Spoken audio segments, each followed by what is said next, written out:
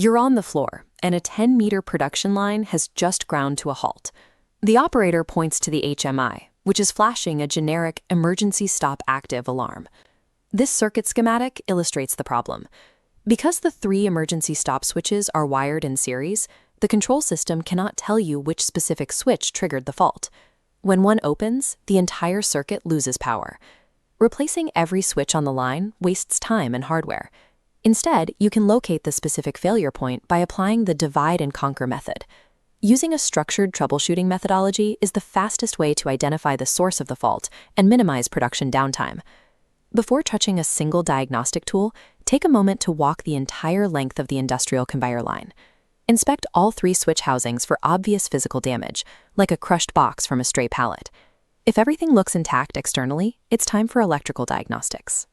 We will use live voltage testing because it is significantly faster than isolating and resistance testing each individual component. Grab your digital multimeter and set the dial specifically to measure DC volts. Connect the meter's black probe to the 0-volt DC circuit common at the PLC. If you are working down a long line, use an additional wire to extend this ground connection so it remains secure. The logic here relies on how safety circuits operate. Emergency stops are normally closed devices. A continuous 24-volt signal acts as a failsafe throughout the line. Any drop to 0 volts instantly proves a loss of circuit integrity. This schematic shows our 24-volt DC power supply, the 3 series switches S1, S2, and S3, and the PLC at the end, with test points labeled A through E. We will systematically test the midpoint of this circuit to instantly eliminate 50% of the potential failure points. Take your red probe and test point B, located immediately after the first switch. If you measure 24 volts here, you have definitively proven that switch 1 and its preceding wiring are perfectly functional. Now split the remaining circuit in half. Move your red probe to point C. Let's assume your meter drops to 0 volts. That specific reading tells us exactly where the problem lies. The failure exists strictly between point B and point C. The fault is isolated to S2, S3, or the wire connecting them. To narrow the search, place your red probe on point D. Let's assume you get a healthy 24-volt reading here. Finally, test point E. The meter reads 0 volts. Finding 24 volts entering switch 3 and 0 volts exiting it mathematically proves that its internal contacts are open. This approach reduces the number of required tests, pinpointing the failure in 4 steps using logical deduction. Now that you've found the suspected component, remove power from the system entirely. Apply your plant's strict lockout/tagout procedures before opening the switch housing.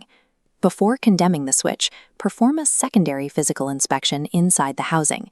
Check for loose terminal screws or wires that have simply vibrated loose over time.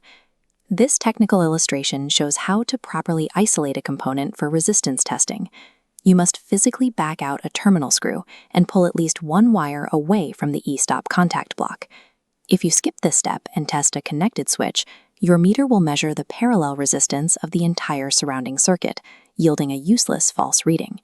Switch your multimeter to measure ohms and place your probes directly across the bare screw terminals of the isolated switch. At this stage, novice troubleshooters often fall into the continuity beep trap. Relying on the audible beep is deceptive.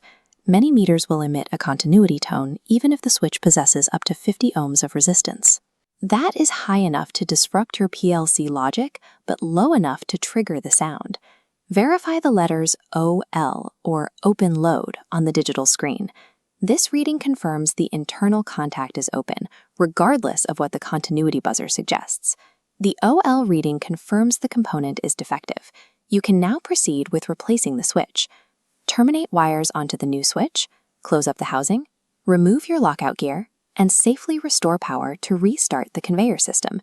You achieved a targeted first-try fix without crawling around on the floor to unnecessarily replace perfectly good parts. If you want to master further systematic troubleshooting skills, check out the Real Par's Industrial Electrical Maintenance Essentials course using the link in the description. Methodical diagnostics will always resolve plant floor crises faster than swapping parts and hoping for a result.